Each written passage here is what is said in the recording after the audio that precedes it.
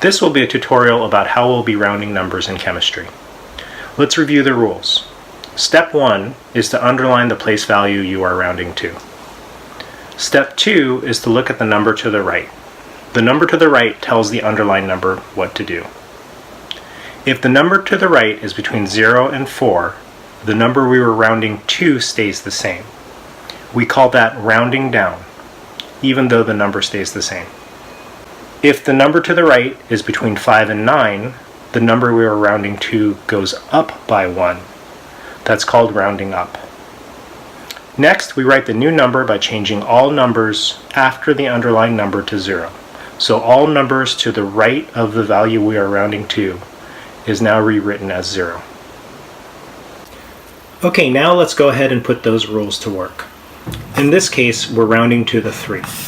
So we've underlined the 3. Now let's look to the right of 3.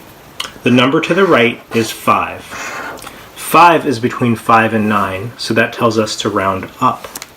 So we add 1 to the number we're rounding to. So our new number is 0.04 because we've added 1 from rounding up. The last step is to replace all the other numbers to the right with 0. Okay, now let's look at another example.